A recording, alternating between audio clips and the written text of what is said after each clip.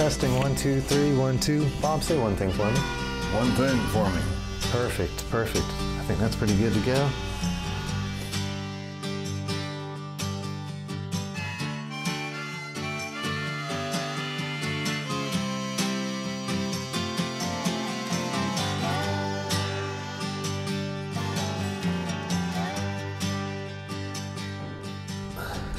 The aim of my channel is to encourage and inspire other people. Yeah. So, and to tell a great story along the way. I think you have a great story to tell, Bob. It's pretty remarkable what you've accomplished. That's why I'm very honored to be sitting here with you today.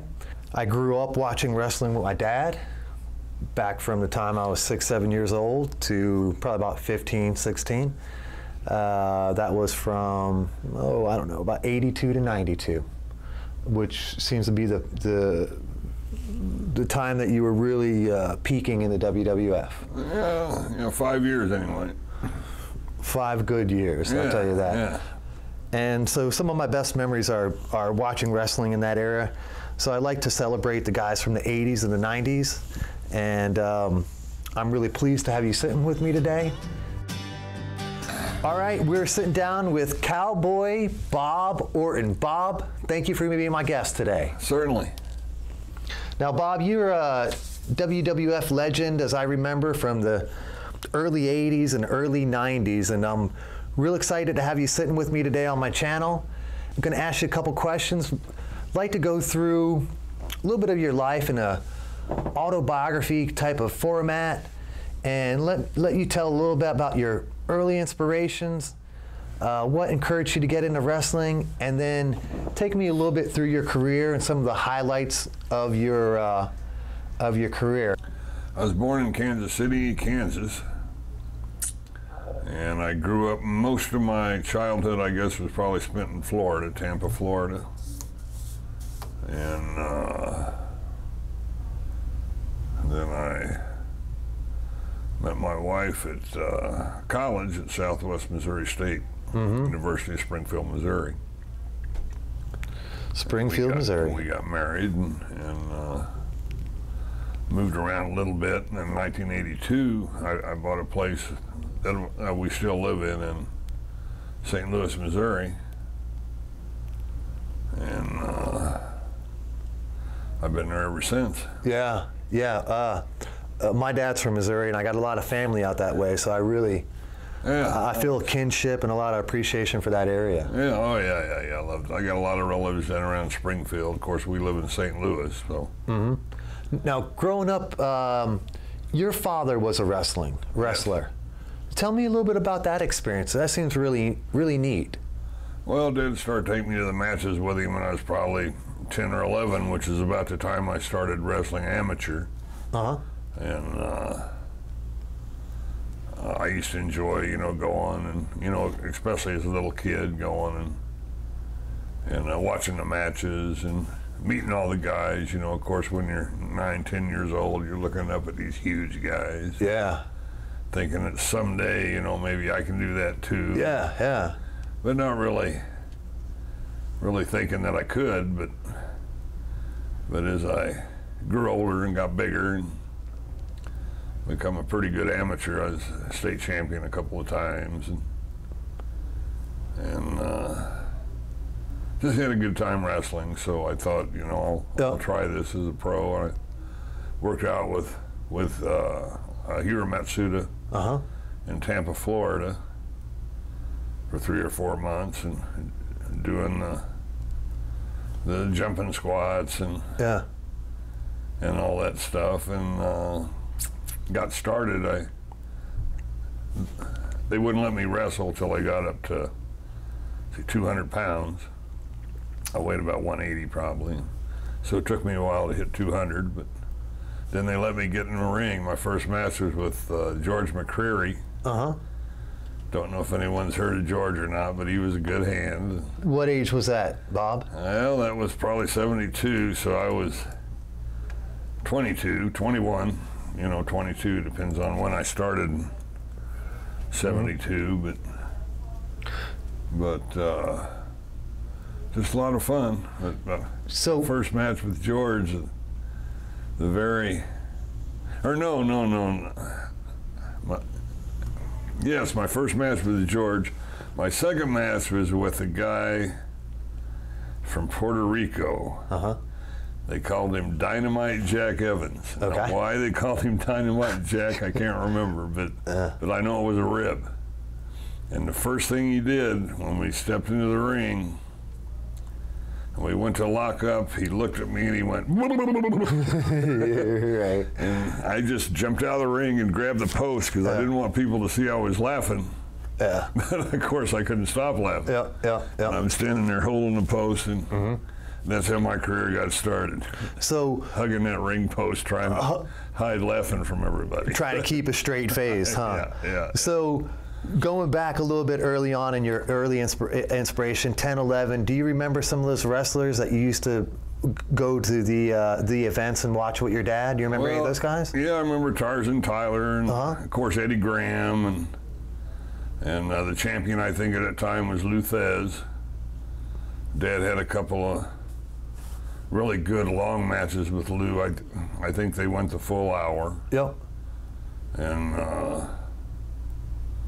And that's kind of when I decided. Of course, like I said, I was wrestling in school, so, and then Dad being a pro, then I got to work out with Matsuda. Like I said, they made me wait till I got up to 200 pounds before they put me in the ring. So you were wrestling in middle school and then high school from 10, 11, 12, 15 years old, kind of. Yeah, sure. So you've always had a natural aptitude, great athlete, I guess. You know, must be in your blood. Which, I think really helped me in the pros, because I already had the basics, how to be a wrestler. I knew how to be a wrestler, look like a wrestler, because I was a wrestler. Yeah. So, and then of course I'd been watching Dad since I was a little kid, so everything come to me pretty easy. It was just stuff's in your brain, and you just, your instincts, and you just do it, and then all of a sudden, it works. And would you travel around a lot as a kid with your dad? Tell me about the experience of your dad being a wrestler, what you remember early on. Well, I remember, I guess one of the most devastating things I remember is when Dad and Malenko went to the ring, and I think it was in one of the Carolinas, might have been Richmond, might have been Virginia. And Dad and Malenko were the bad guys, of course, and they worked with the Scott brothers, and they lost 2 straight falls out of a 2 out of 3 match. And even though they lost the 2 straight falls, the Scott brothers left them in the ring. After they got their hand raised, they bolted. And Dad Malenko almost got killed that night. Oh, wow. And I was there watching all this. Yeah. But they had to take Dad to the hospital, and Malenko too. Malenko got cut. Dad got hit in the head with a chair by a fan who was in the bleachers. He walked under him. Bam. Knocked him out. They dragged Dad back, and Malenko, of course, and both had to go to the hospital. It was pretty scary. I was 12 maybe. And but I'll never forget that. And I realized, I always worked to get that type of heat. Yeah. Because I always wanted them to come for me, because I figured I'll get back for Dad and Malenko. Yep. Now, was your dad a baby face or a heel? A heel. He was a heel, yeah. Probably one of the best heels ever. As a matter of fact, that incident probably cost him the world title. Because he just didn't want to get any heat anymore. Yeah. Me being young and dumb, as the saying goes, I wanted that heat. So when I started, I was a baby face for not very long, and then I turned heel. Gary Hart was my manager and put me together with Dickie Slater, and we set records in Georgia. It's probably the greatest tag team ever worked together. Of course, I was with Bob Roop for a while, and we were a great tag team. And Don Rocco, we were a great tag team, but the times with Piper were probably the best. And as far as fun because me and Roddy a lot of times had to fight our way out. And, I bet. And which was just great because I loved that. I thrived on that heat. It was just so much fun. So, man, I can't wait to ask you all these questions about Roddy Piper because to me, those are my memories that I have of you. Yeah. But take me back to your wrestling. You're in high school. You're at 180 pounds. You gotta. No. 150 was 154. 154. My senior year, and I got beat in the finals my senior year. Yeah. But as a freshman and sophomore, I was state champion. Right. So you're at the 155 level. You're a state champion, and then you start putting on weight. You graduate high school. And then you start looking at it kind of amateur or semi-professional. How do you make that leap, that transition from high school to, you know what, I love what my dad's doing and I want to be part of it. How do you make that leap, Bob? Well, like I said, I just, my in was already there with Dad and everything. Yeah. So, and I knew all them guys. Yeah. And they knew me from the time, watching me grow up. So, for me to get into the business was very, very easy. Mm-hmm. It's just that they made me get up to 200 pounds before they let me in the ring, which took a little while, when you're a skinny kid. Yeah. You do a lot of weight training? But not, yeah. I just ate a lot. Yeah. And I did hit the weights. I'd never really lifted weights. I'd always done calisthenics. So. When I got into the weightlifting part, my weight come up and I was ready to go. Now I got here that you made your debut in the promotion Championship Wrestling from Florida in 1972, and I think you were telling me about that a minute ago. Yeah. Tell me about that first match. Do you remember that? First match was either with George McCreary, which I think it was. Yeah. And then my second match with the Dynamite Jack Evans, who I just told you about, he had glasses that were probably that thick. Oh, God.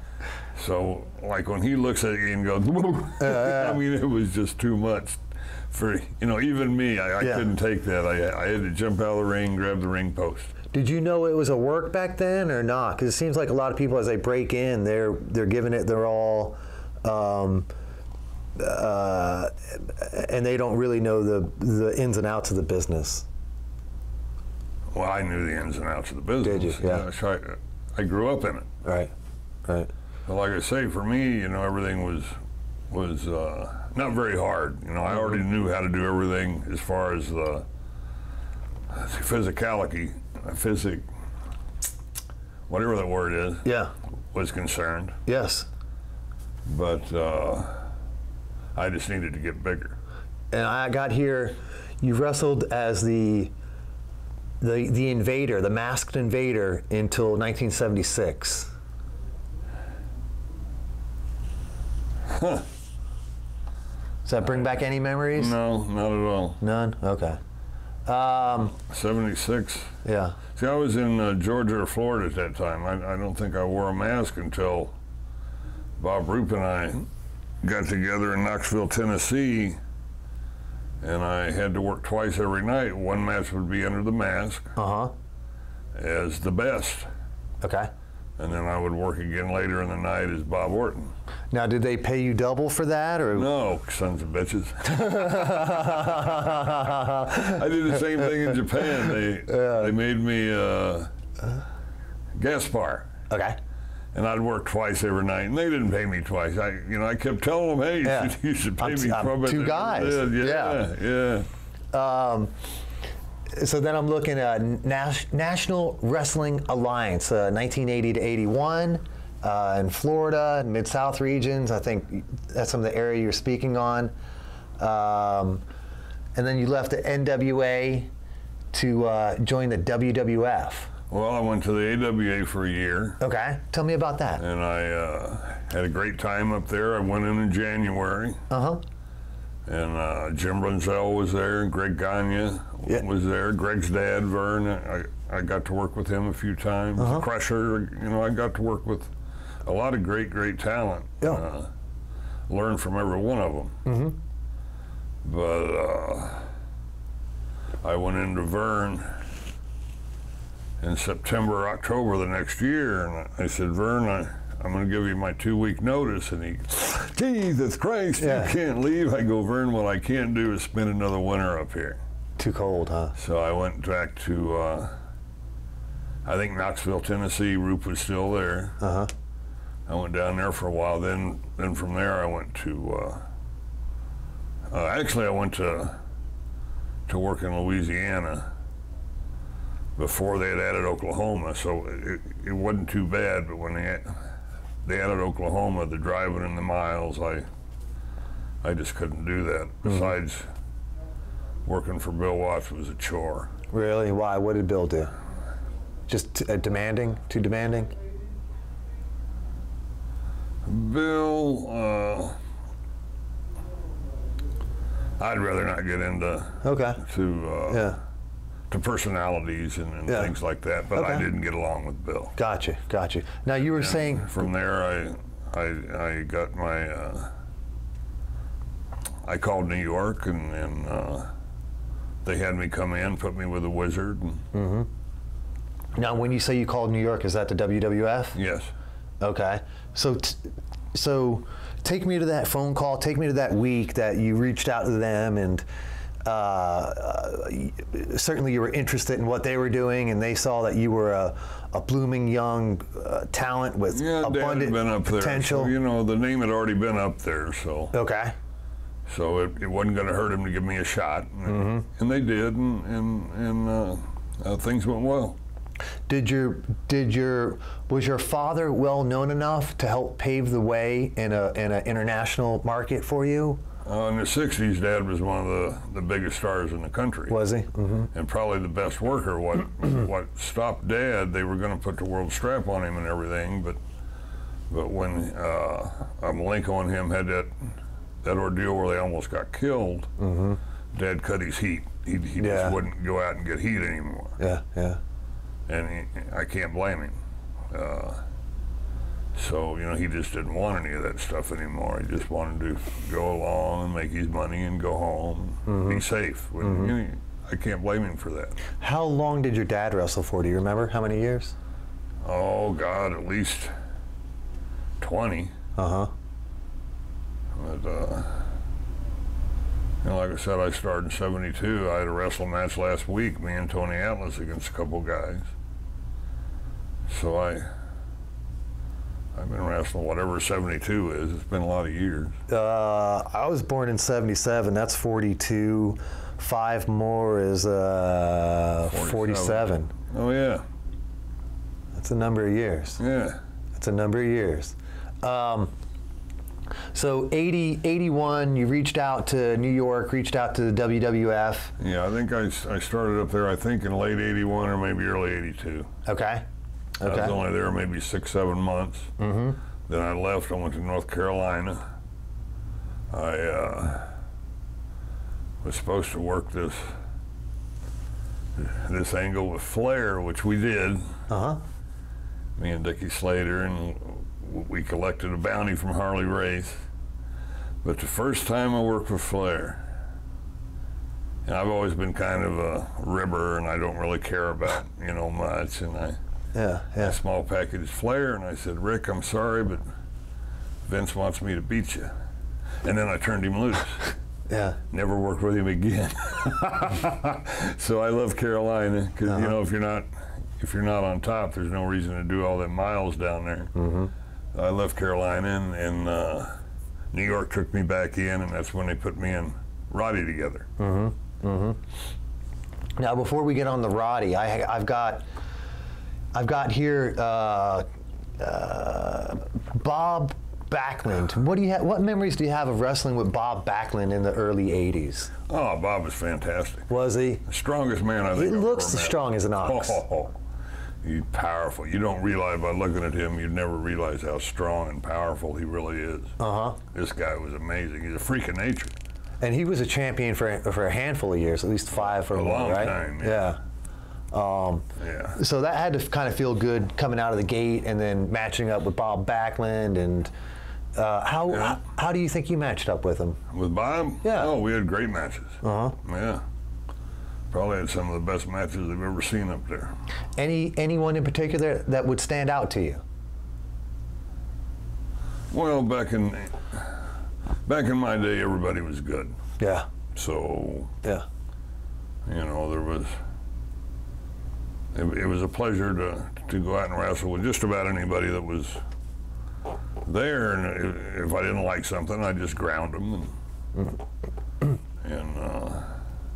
And there were a couple of guys, but other than that, everybody was great. Now, you were obviously, all-state wrestling champion in high school, and you'd been doing it for, by the time you're 20, 22, over a decade. So you're very technically experienced. Could you have your way with these guys if you wanted to, if they got out of hand? Oh, I don't know.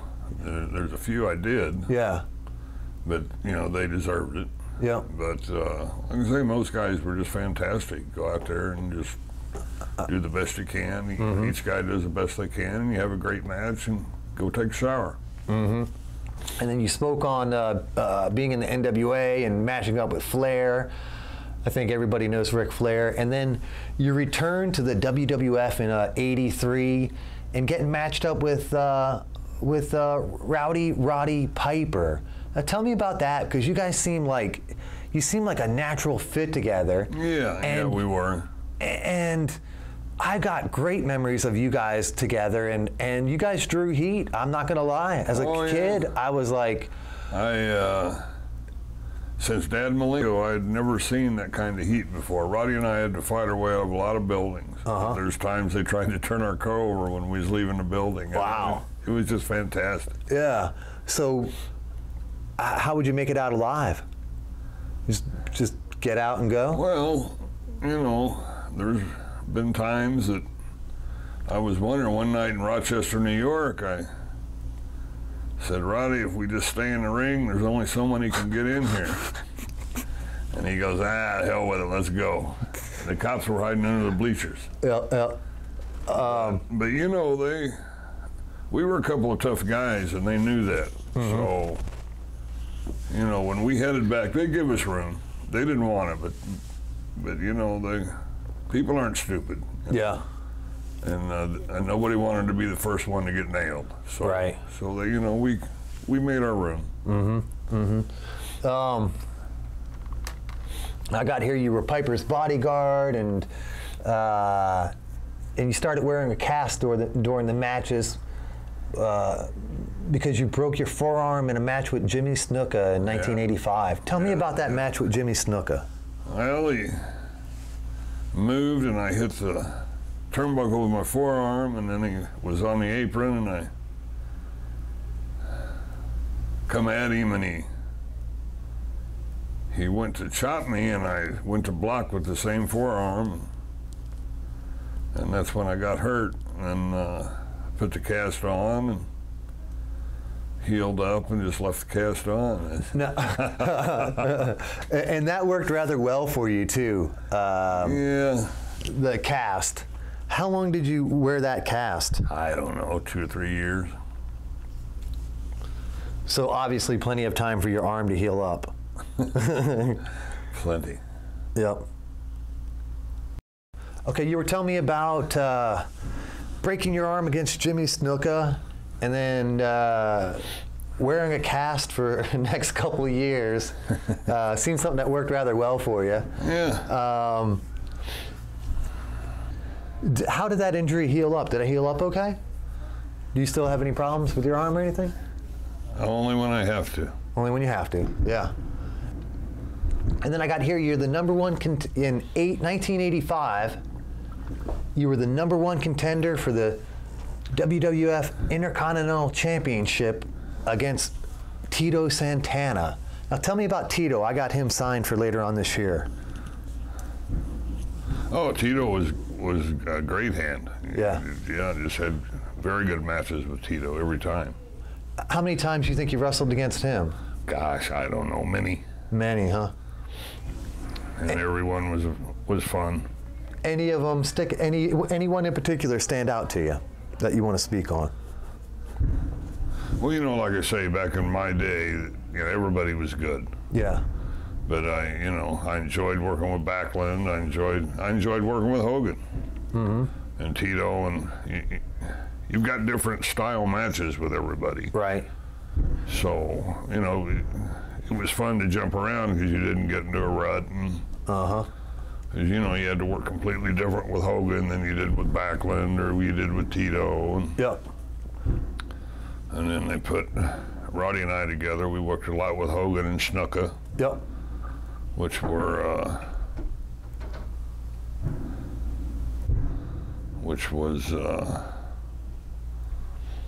just a lot of fun. Yeah. I just had fun out there, you know. I bet. It had to be a dream come true. I just enjoyed to be under the lights, Madison Square Garden, living your dream, getting paid every night to go out there. You know, what's great is the people you wrestle. So we were talking about my boy Tito Santana. You got a message for Tito? Because I'm going to be sitting with him about a month from today. Oh, just tell him hello. Okay. Okay. If I get to see him. Yep. I see him every once in a while. You know, we go do autograph signings, and every once in a while we're in the same place. Yep. Yep. First class. First guy. I've heard a lot of good things about Tito. Yeah. You know, in and out of the ring, a lot of people seem to speak very well of him. Yeah, the only thing I can say about Tito is he doesn't have gray hair. Yeah. And I think he's bullshitting us all. That's a work, huh? Yeah, there might be a little something to that. So you broke your arm against Snuka, and then you kept that cast on for quite a while. And then I got here that you were involved in the very first WrestleMania at Madison Square Garden, and you were telling me a little bit about that at lunch today. I was in the first WrestleMania. I was in the first Starrcade. Yep. I was in pretty much the first everything. And when Ali fought Inoki, I was on that show. There was some other show where I was with either Gagne or Mike Graham on some other big show. I think Andre was in it, where he boxed that Wepner or something, Chuck Wepner or something like that. But anyway, there's a lot of things. The first Starrcade, the first WrestleMania. And I just happened to be lucky enough to be in all the firsts. I was on all them cards. And I got here. Which is great. I'm proud of that. You should be. It's a remarkable achievement. You know, that's not an easy thing to accomplish. You know, it doesn't happen by accident. I'd imagine. Right place, right time. A little bit. Besides that, every one of the promoters wanted me to put their kids over, so I was the one who's going to be the best at doing that. Yep. So I got in 1985, you're in the corner of Piper and Mr. Wonderful in their match against Hogan and Mr. T. Muhammad Ali was there, and Liberace. Seemed like there was three, but I can't remember the other. What did you do to prepare for that match, Bob? Same thing I always do, nothing. I never was one to, I wanted to know how things were going to end. Yeah. And I didn't want to know anything prior to that, because when I went out, I played with the crowd, and I went different directions and just saw what they started buying, and that's the way I went. There's a lot of people that, the Rougeaus come to mind, and me and Morocco, and they'd come back and talk to Morocco, and Morocco would say, good guy, bad guy stuff. Go talk to Bob. And they'd come over and talk to me, and I'd say, go talk to Don. I don't want to talk about a bunch of shit I'm going to forget anyway. Did you ever have any singles matches with Hogan? Yeah. Tell me about many times. Really? Tell me about a couple of those. One of those. He was easy. Yeah. The people just loved him so much. Yeah. He was over so strong. Yep. That it didn't matter what you did when you went out there. But I don't know if Hogan will say the same thing, but I'm pretty sure that some of his best matches were with me. Yeah. I'm going to be I YouTubed a bunch last night, and I'll probably be watching a couple this week. First time I met Hogan, Yeah. I was a Florida heavyweight champion. I weighed about 215. Okay. And I wrestled in Tampa that night. And on my way home, I lived in Temple Terrace, which was probably 20, 30 minutes from downtown Tampa. Maybe not that far. But anyway, I was on my way home, and University of South Florida, where my wife went to school, was kind of right between, Tampa, where I wrestled, and my house. So I decided I'd go listen to the band and have a few beers at this place. And Yep. Hogan was a bass guitar player in that band. Okay. So I watched the band, and the band went on break, so I figured I better get home so the wife don't kill me. And I was walking out to my car, and I heard somebody behind me say, "Hey, Mr. Orton, Mr. Orton." I'm 25 or 6 years old, not used to be called Mr. anything. But I turned around, and I looked, and here's this bass player, and he's a big man. Yeah, he is. And at the time, I had to fight my way out of a lot of arenas because, they all thought they could whip me. Yeah. And I said, "Oh boy, here we go again." But he was very, very polite and told me that he wanted to get in the wrestling business. And, what he should do. And I said, "Well, the Sportatorium down there where Florida Championship Wrestling, that's where they taped their shows. And that's where I trained with Hiro Matsuda." Yep. And I said, go down and work out with Hiro Matsuda. I said, "Tell him I sent you." Yep. And he went down and worked out with Matsuda, and the rest is history. But he was, I was scared to death when I saw this big guy. I said, "Oh no." Oh, what's this guy want? again." Yeah. Did you know him from Adam, other than being a bass player? Did you know who he was at all? I had never seen him until that night. Until that night, yeah. And I never seen him again until I went to New York, and he was there. Were you surprised to see him again? No, not really. No. I mean, this guy had the look. Yep. He obviously had talent. Yep. You can't be in a band and not have talent. Yep. And it's just a matter of getting over, which he did in probably the biggest way anybody ever has. He was just phenomenal. No. But he had the look, he could move, he was huge, but he could still move like a smaller guy. He was impressive. Yeah. Absolutely, I agree with that.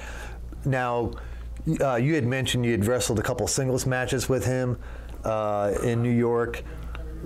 Do any of those stand out? Any of those that you want to speak on, Bob?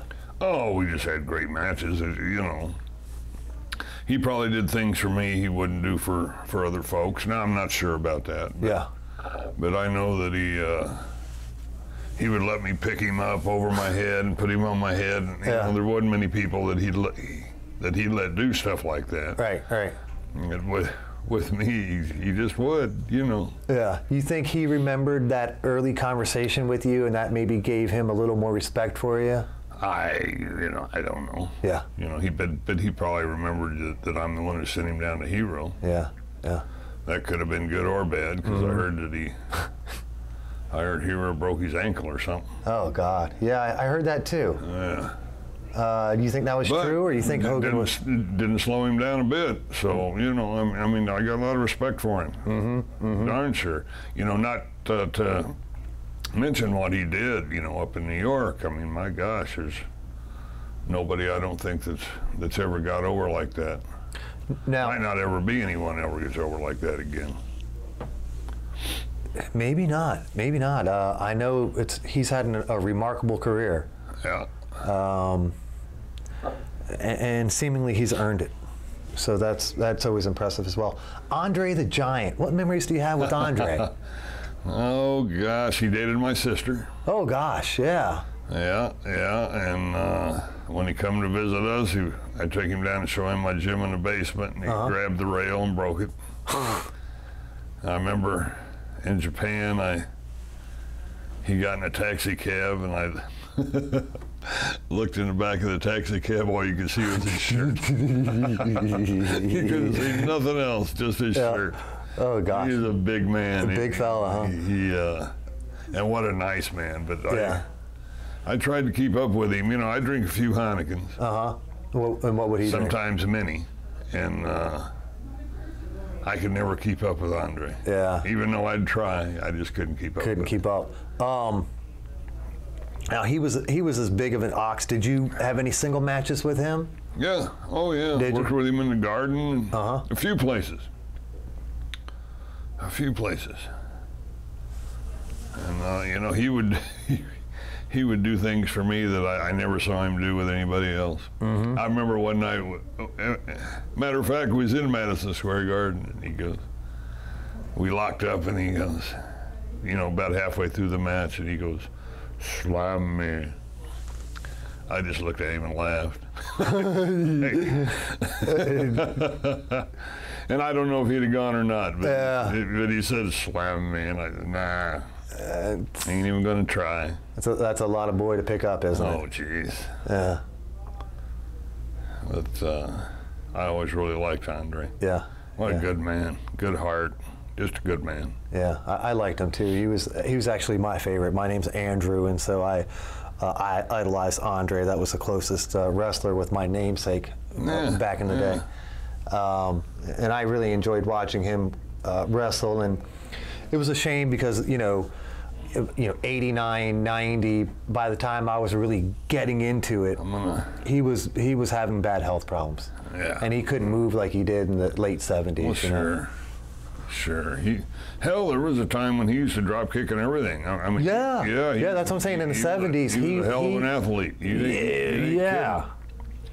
Well, listen, I am going to have to go get me another beer, which reminds me of a time in Japan.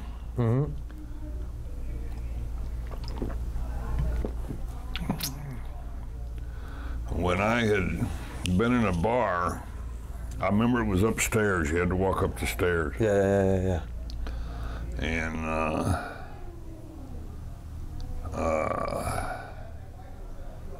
these Japanese guys got afraid. I ended up knocking about 3 of them out. I remember going back to my hotel room, and something told me, you know, put a chair under the door handle, and I did. Yeah. And I drink a lot of beer, so what happened didn't even wake me up. But when I woke up in the morning and looked at the chair was bent where people tried to get in. Wow. And then the cops showed up, took me down to the police station and interrogated me for, God, probably 6-7 hours. And every time I made him bring me beer. And every time I'd run out of beer, I'd go, "Nope, done talking." Yeah. Until I get some more beer, and they'd bring me another 6-pack. What do you think? What do you think happened that night, Bob? That. What do you mean? What happened? I slapped the shit out of them. Yeah. And one of them, I think, was the owner of the club. Right. But hey, you know, don't tread on me, isn't that what one of the slogans is? And I'm the same way, you know, don't mess with me. Yeah. I was just having a nice time. Somebody got cute. I forget what the hell it was. I was going up the stairs or something. I can't remember. But it was really not that big a deal, you know, for them to want a problem, but they wanted it and they got it. Yeah, you weren't having that, huh? Never did. Never did. I'm the same Never way. bothered anybody, never took any shit off anybody. Yeah. It'd be as simple as that. That's a good rule to live by, isn't it? Yeah. I you know. But anyway, I'm gonna go get another beer. Yeah. La la la la da bum bum chunk goes. Okay, you were telling me you had to slap the shit out of some manager. I think we got that story pretty good. Wasn't the first time. Yeah, I didn't expect to But hear. I hope it's the last. Me too. Knock on wood. Now, I got the first WrestleMania, and you were talking about many of the first. And I got the first WrestleMania at Madison Square Garden in 1985. First SummerSlam. Yeah. Do you remember that match with Paul Orndorff, Piper, against Hogan and Mr. T? Do you remember that? Oh, yeah. Anything stand out? Jimmy was in their corner. Jimmy Hart? No, Jimmy Snuka. Jimmy Snuka. Okay. Yeah. All I remember is that Muhammad Ali knocked me out in Tampa, Florida. Okay. And when he went to take a punch at me in Madison Square Garden, I jumped off the apron. That I remember. Yeah. He wasn't going to hit me again. Really? He hits pretty hard, I guess? I wouldn't know, but I'm sure he did. Yeah. Yeah. Yeah. I would imagine he wasn't the champion. He was very, very good. Yeah. Arguably one of the all-time greats, right? Oh, yeah. Yeah. What about T? You got any memories with Mr. T? I grew up watching the A-Team, and Mr. T was a staple of our Tuesday nights. I just remember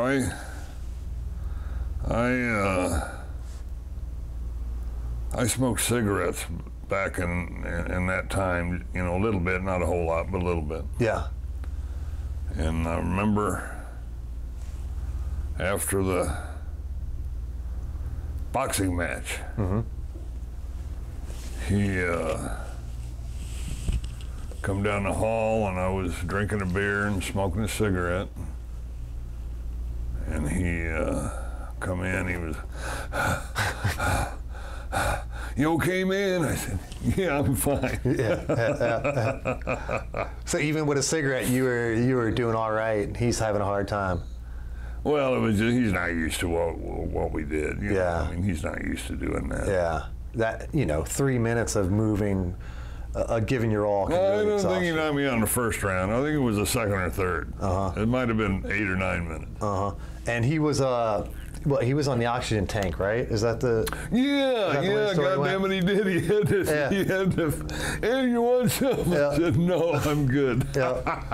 Oh God. Yeah, I forgot about that. Yeah. He was going to give me some oxygen. God bless him. What a nice man. Yeah. But outside of the ring, you guys get along outside of the ring? Or? Yeah, he was a great guy. I think him and Roddy didn't get along too good. Why do you think that was? I have no idea. You put them egos together, I have no idea. Yeah. Like I said, I was always just pretty easygoing. I just wanted to do my job and go home. And then, unfortunately, the couple years there with Roddy in New York, I didn't get to go home very often. I used to fly home. If I was going to the East Coast to the West Coast, I could fly home, spend 2 or 3 hours with the wife and kids, and then go to the West Coast. Damn, that's demanding, huh? Yeah, but there's very rarely had any time off. Sometimes working twice on Saturday and Sunday. I remember once or twice I had 3 shows on one day. They used to have a plane that took me and Roddy everywhere. That was a little much. But, that was just the way things were back then. And that was 3 shows, and then you work the next day, or you get a couple days off? How would they work you? Are you kidding me? You never got a fucking day off. So they got their money's worth out of you then? Big time. Yeah.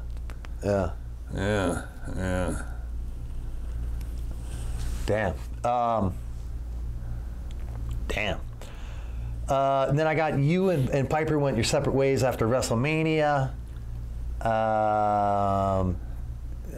I got some stuff about adorable Adrian Adonis. What do you remember about him? Adrian was a really, really nice guy. Yeah.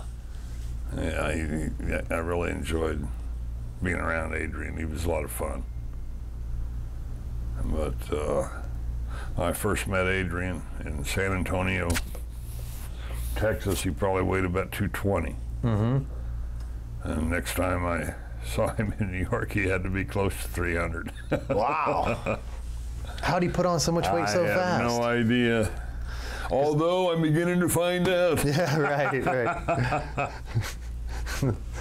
So, yeah, I guess if you enjoy food, you enjoy food, right? Yeah. Now, Adrian Adonis had, well, he was an Adonis back in his day, back before I started watching.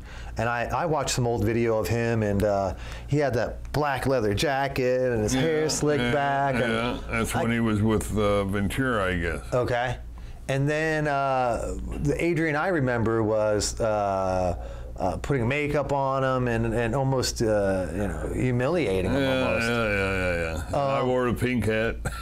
How did he go for that? Was he just like? I have no idea. You know what he talked about with Vince. I have no idea. Yep. And don't care. Yep. So I was just happy to be there. I can't blame pink hat and all. It didn't matter. It didn't matter to me. Yeah. And then you were talking about teaming up with Don the Rock Morocco. Yeah. Now, tell me a little bit about that. Don the Rock is quite an impressive force. Oh yeah, Don was a great talent. There's no doubt about it. Just how did that? It's good. How did that tag team happen? You think? I don't know. I guess they knew we were friends. We traveled a lot together. Yeah. Me, him, and Roddy, and when the thing happened where Roddy and I split, which I was never comfortable with working with Roddy. So that's why I don't think that thing went long. It just, we were over so strong and so close. Yep. And when they did the thing, it just wasn't right. And I knew it, and everybody knew it. Roddy knew it. Yep. And then they put me together with Don, and we had a nice time. How long did you and Don partner up for? You remember? God, are you kidding? Yeah. No, I have no idea. It was a while. And I got you guys were managed by Mr. Fuji, who he was a legend in his own regard. Yes, he was. He didn't say much, but boy, he could put an expression on his face and sell almost anything. And I remember digging back in the vault of the WWF tapes, and before my time, he was actually a wrestler. Did you ever match up with him, or was that before your time as well? I don't know if I was ever in the ring with Fuji or not. He managed us. Yep. And I know we was together in Knoxville for a while, but it seemed like I was always a heel, and so was he. Yeah. I don't think I ever, but I might have, but I don't remember. Yeah. Working with him. No. Yep. How was Fuji outside of the ring? Any memories of hanging out with him, or? He's a hell of a ribber. Yeah, I heard that. I heard he would. I don't remember what he did, but he got a lot of guys. He never did mess with me. God bless him. And sometimes Jimmy Hart. Jimmy Hart had to be one of the all-time great managers. What do you remember working with Jimmy?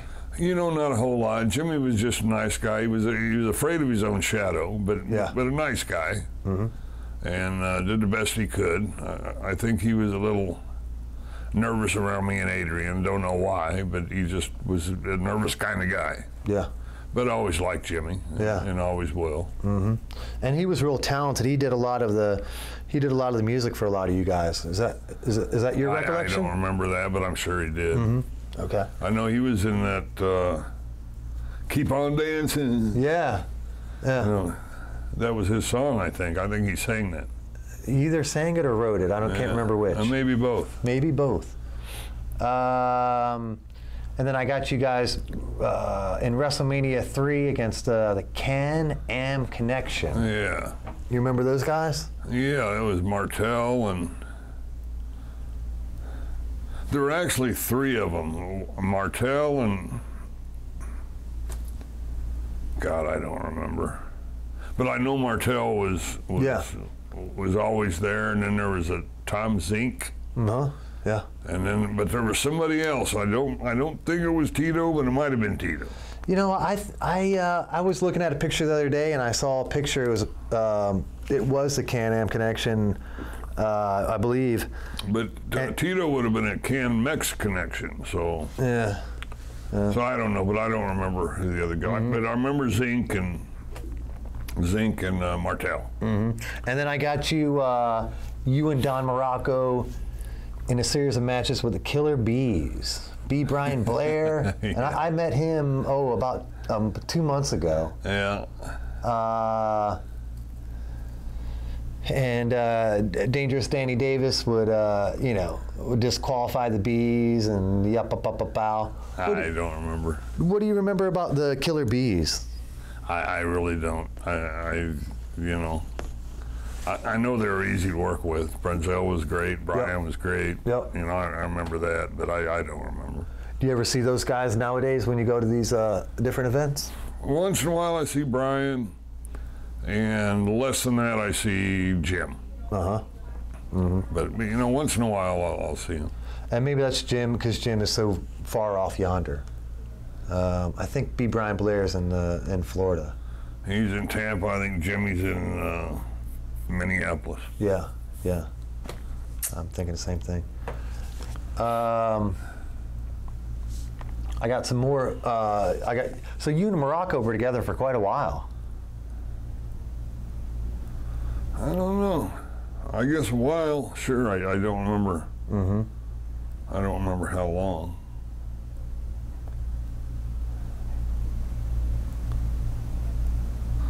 So it says here,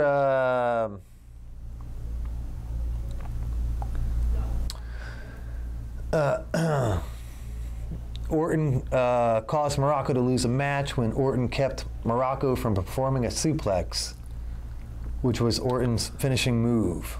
Orton felt offended that Morocco was trying to steal his hold. This led to a brawl between both wrestlers that took place inside and outside of the ring.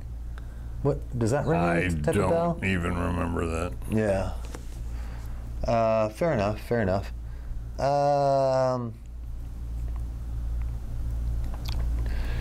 Do you remember wrestling against Morocco in any particular matches? No, I sure don't. No. I'm pretty sure that was toward the end of my run. Yeah, it looks like it. And I was about gone then, and probably was gone mentally. Right. So I just don't remember that. You think you were just exhausted? It sounds like you were wrestling so many matches anyway. Yeah. Some people can take that schedule. I just really couldn't. I had 3 kids at home, and never got to go home, and I think it started to get to me. Yeah, there's only so long you could do that, right? Yeah. How long can you dig from the well? I think, I never quit anything. I'd just make sure I got fired. Then I got 1990. You were back with the AWA, Arena Wrestling Alliance Promotion. I don't even remember that. Which doesn't mean anything. Okay. And it says you would depart for 15 years before returning to the WWF in 2005. Yeah, that's when I went in with Randy for a while. Okay. Yeah. Let's talk about that, and then we'll come back and talk about. Well, let's go chronological. Let's talk a little bit about All Japan Pro Wrestling. Do you remember being in Japan '88 to '89 a little bit? Yeah. How was that? Because it seemed like Japan really loved the American wrestling. I went over 15 weeks a year for 3 or 4 years. Okay. And then that's all I did, is just work them 15 weeks a year. And then when that was over, I think I started selling cars. I sold cars for about 10 years, 12 years. Did you? How did you like doing that? Oh, it was great. A lot of people would recognize me and they'd buy a car. Yeah. It's just great. Yeah. I was always the salesman of the month. I never knew what I was doing. Yeah. You were doing it right, though. Yeah. Because you had built up a name. You had created a name for yourself, and that really goes a long way in this world. Japan, do you remember anybody in Japan that stood out to you? Any matches you had over there? Well, There was,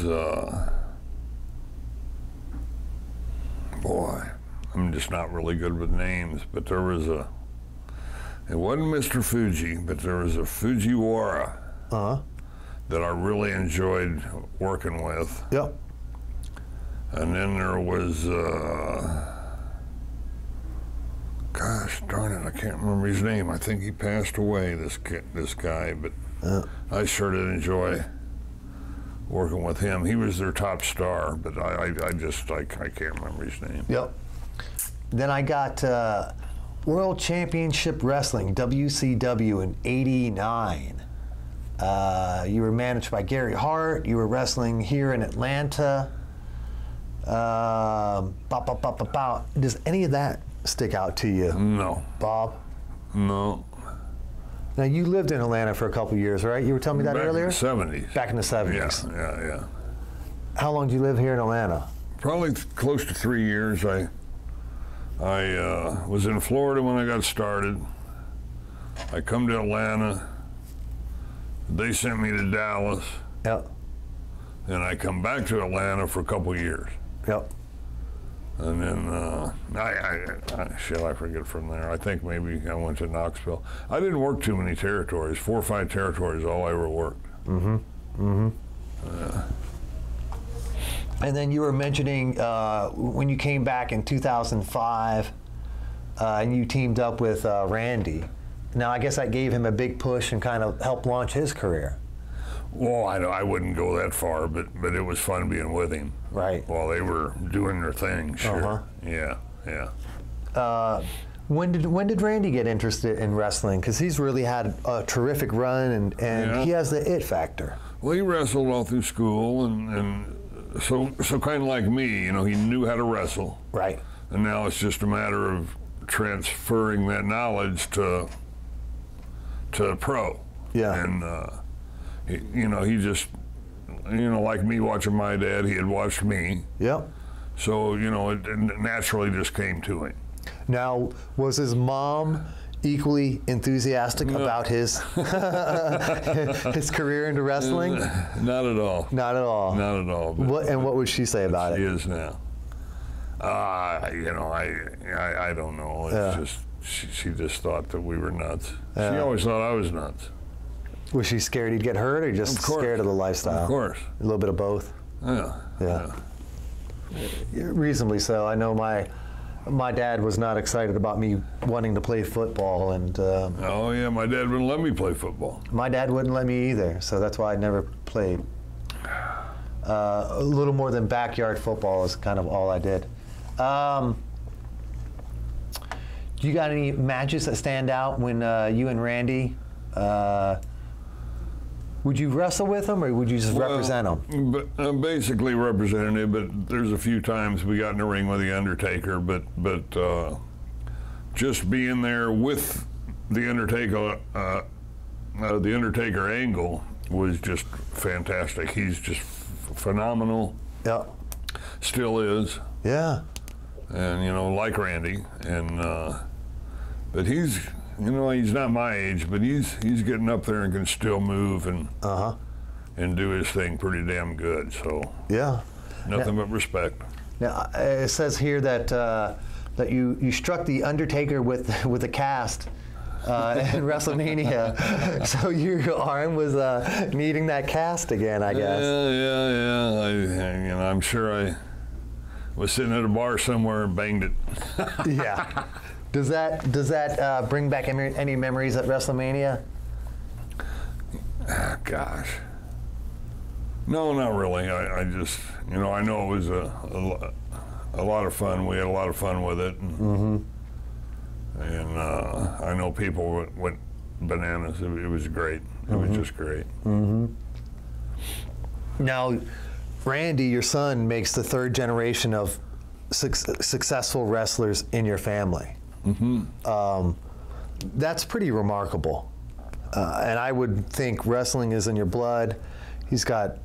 Obviously you got great genes, your father, your son. What about Randy's kids? Are they, you think they're going to be the next generation? Randy's got 2 daughters. Okay. Yeah. Okay. So I don't know. Now his little one, I can see where she'd be awful good. Yeah. And she's not quite 3 yet, but she's got the mentality. Got a lot of spunk to her then, huh? Yeah, yes she does. And then I've got Independent Circuit 1989 to the present. And it looks like a handful of folks and a handful of matches. I see Smoky Mountain Wrestling, UWF. I see some action with Jimmy Snuka, Tito Santana, Lou Albano. What do you remember of Captain Lou? Oh, God, what a nice guy. Yeah. And a fun man to be around. Yeah. He's never a dull moment. You know, just like Roddy, never a dull moment. Never a dull moment, Captain Lou. Yeah. He had a way about him. I remember Captain Lou as a little kid, and I couldn't figure him out then. I haven't been able to figure him out now. You'll never figure him out. No. Nobody did. I guess not. I'm not sure what he had taped to his face with those rubber bands, and where did he get that gimmick from? No idea. No idea, huh? I got here that you appeared in 1999 in the Heroes of Wrestling pay-per-view, where you defeated Jimmy Snuka. Does that stick out to you? 1999? No, not at all. Okay. What year is it now? 2019. So that's been 20 years? 20 years ago, yeah. Yeah, I don't have any idea. Yeah. That might have been in St. Louis. Let's see here. Yeah, it was in St. Louis. Yeah. You remember that? I remember that. I remember Roddy was there. Mm-hmm. I remember sitting outside the casino talking to Roddy in the car. Personal shit, so I ain't gonna get into that. But that I remember. But I don't remember working with Jimmy or what we did. And I guess you and Roddy were close for a number of years then, huh? Yeah, I talked to him just a couple, 3 days before he passed. He gave me a call, and his wife had just moved down from Oregon. The kids were old enough to take care of the farm up there. Yeah. And she had just moved down, and he was happy as he could be. I bet. Now, I have had people tell me that he didn't look good, but I didn't know. I just talked to him on the phone. We talked probably about every month. Yeah. You just pick up the phone and give him a shout, huh? Yeah, or vice versa. Yeah. And, You know. And he was in that movie They Live, and you ever seen that movie? Yeah. What'd you think of that movie? Oh, it was great. It was great, wasn't it? It had one of the better fight scenes. It was a good good action-packed movie. It told a great story, I thought, a real interesting story, which made me really appreciate the well-roundedness of Roddy. He was a good actor. He was a good wrestler. Oh yeah, he was very talented. He was very talented. Sorry to see him go so early. God, you ain't kidding. He talked so much, I don't talk much. And Roddy talked some. It was just a pleasure riding with him because I never had to worry about. I just listened to Roddy.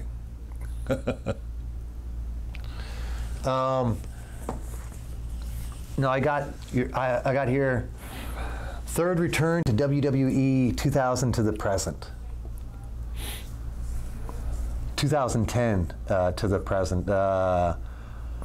April 10th, 2012, WWE SmackDown. You were attacked by Kane. You remember that? Vaguely. Vaguely. Yeah. Mm-hmm. Orton appeared once again on June 18th, 2017, at the Money in the Bank pay-per-view. Situated in front of the crowd along with fellow Hall of Famers Ric Flair and Sergeant Slaughter. Yeah. And Larry the Axe Hennig. Okay. Yeah, I think there was 4 of us sitting there together. And you were inducted into the WWE Hall of Fame. Tell me about that. Oh, it was just an honor. Yeah. It was nice. Do you remember the ceremony at all? First class. Everything was first class all the way. Yeah. They flew my wife out, and yep. It was just great. Yeah. What did you do to celebrate? Did you do anything special to celebrate? I probably had a Heineken. Yeah, I bet you did. I don't doubt that at all. I don't doubt that. And that's a well-deserved honor. You know, you've been certainly. You know, it's nice to be recognized, and sure. You know, and like I said, you know, I watched you guys growing up. I watched you with Piper. I watched the Saturday night's main event. Yeah, you know, I'd watch that with my dad, my brothers, and that brought back the greatest damn memories. And I got to thank you for your showmanship. I got to thank you for being in the ring, for being one of the greatest heels of all time. Well, thanks. I appreciate that. And really, I certainly tried. You did, and you did a great job at it, and it really left a mark on me, and that's why you're very high on my list of folks I wanted to interview. I made a list of 80 folks I wanted to interview from the 80s and 90s, and you were very high on that list. And I when Eric Nelson told me that you were coming in town, my jaw hit the ground. And I said, what can I do to be a part of it? Yeah. And that's why, you know, I came out there and picked you guys up from the airport, and just, man, I'm just really excited to be part of this. How did you run into Eric Nelson? Tell me a little bit about that. You know what? I've known Eric. I couldn't tell you how I met him or anything, but I worked for him for, I don't know, you know, he has me on stuff maybe the last 6, 7, 8 years. Yeah, yeah. He's always been a fantastic gentleman, and his family, you know, they're great. Yeah. And he's just a good guy, and you know, he took a liking to me, and I'm glad he did. Yeah, I can definitely relate to that. Now today's July 5th, 2019. We're at the end of the day. I really appreciate you sitting down with me. I know you must be exhausted. It's been a long day for all of us. What can we expect tomorrow on July 6th at the Stranglehold Championship Wrestling? Well, he's got a 51-man battle royal. That's what I hear. And that ought to be something to see. I don't know if I've ever heard of one with that many men in it. I never have. So whoever wins that's going to be a pretty tough sumbitch. Yep. But Eric is, he puts together shows. He does a good job with it. He really does. And it's an honor to be here. Yeah. You know, I guess I get to do some ringside commentary. I'm sure all the guys were really happy to hear that I wasn't going to be in the ring. But I'm looking forward to the show. Yeah, me too. Me too. I hope he does fantastic, because me too. He certainly deserves to. He's a good kid. Good kid. Yeah. Now, my channel is about inspiring and encouraging people. Who inspired you the most and encouraged you the most, do you think, to get into wrestling? Oh, my dad. Your dad? Yeah, no doubt about it. You know, like I said, I watched him from the time I was a little kid. I always knew I wanted to be a wrestler. You think you made your dad proud by your career? I think so. I think so too. I don't think there's much more you could have asked. No. For what you were able to do in the time that you were there. Yeah. Do you have any words of encouragement or inspiration to the folks at home that are watching this? Maybe they got doubt in themselves. Maybe they've had a hard week. Maybe they're looking at you and they're going, how the hell did Bob Orton do all that? Anything you want to say to the people to give a message of encouragement or inspiration? Oh gosh, I don't know. You just keep plugging, man. You just keep plugging along, and when things don't work out, just keep plugging along and do the best you can. That's all you can do. If you have setbacks, hey, in the big scheme of things, who cares? We're here for 60, 70, 80, 90 years, and then we're gone. So, you know, why let anything bother you? Mm-hmm. Have you always been that easygoing, or is that something that's come with wisdom? I think that's something that's come with a little age, but you know, I see so many people so uptight about things and stuff, and that it's just not necessary. And like I say, in the big scheme of things, we're here, then we're gone. Yeah. Do the best you can. That's all. Yeah, that's good words. That's good words. I really appreciate you. This has been a fantastic interview and a fantastic day. I have to say that.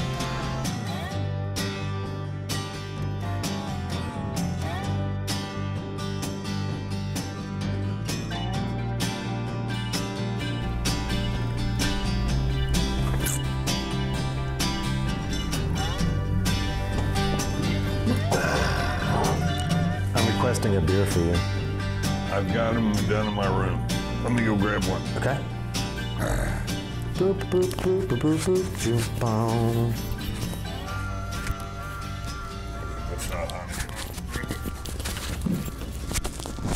La la la la la la cha cha.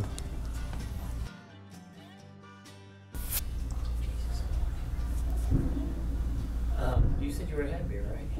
I got it. He just walked to his room. We've been sitting down here for about 15 minutes after, I guess, a long break for the whole group. I saw reason I had to go get him because he said he was good. No, I meant I was just in the middle of the interview and I was just thinking, can somebody run him a beer real quick so I can continue on? But Bob's like, I'll go get it myself, and I was like, okay. Well, your sponsor just got here. Can we pause for a second? Sure. My sponsor. I've got a sponsor. Right. I guess so.